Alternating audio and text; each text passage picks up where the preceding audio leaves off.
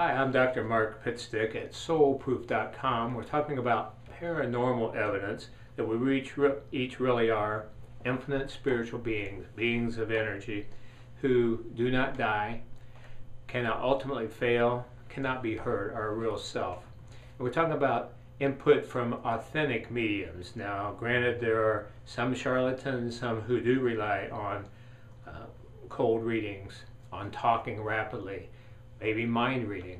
But various scientists, as we talked about in the last video, have shown that certain mediums are authentic. And so that discernment by authentic mediums, as this is from my book, Soul Proof, is not mind reading or cold readings or talking quickly, is evidenced in several ways. First, authentic mediums report communications from the souls who come through, not necessarily those whom the subjects hope to contact.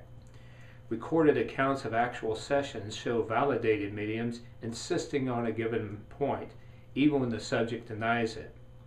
Occasionally, messages reveal future events that subjects couldn't be thinking of since they haven't happened.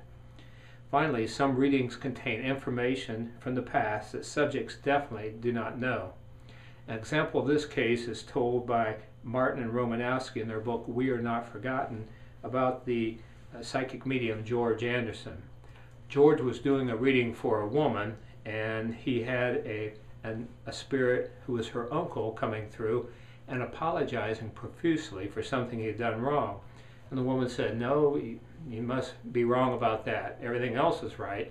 Said he was a pillar in our community. Everyone looked up to him. He was a great man. George insisted, didn't back down, but the woman said, "No, nothing at all." 2 years later, the woman came back to George Anderson for another reading. Now, he sees thousands and thousands of people each year, and he didn't remember the woman. But immediately, a man came in saying he was a woman's uncle and apologizing profusely.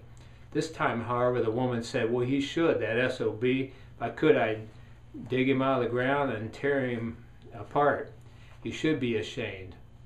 The uncle went ahead to report through George Anderson that he had molested the girl's brother when the brother was a little boy, and he was very sorry for it. And the woman verified that indeed, after she had taken her tape home 2 years ago and played for the family, her middle-aged brother broke down crying and said that he had been sexually abused by his uncle when he was a little boy, was too ashamed to tell anyone. So an amazing example of how authentic mediums really are getting information from spirits. And of course, that's great news for all of us, whether we can get into a medium or not, or feel called to do that, knowing that if just one of these is true, then indeed our loved ones who pass out are there and can communicate with us.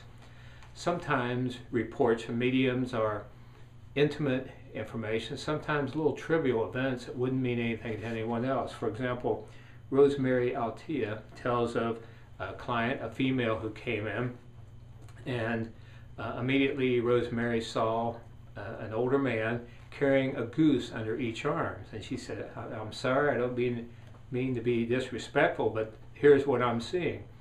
The female client started crying and said, "You have no idea how meaningful that is to me. No one else would know this. But my husband, when he was at his happiest, would walk around our country home with our one pet geese under each arm."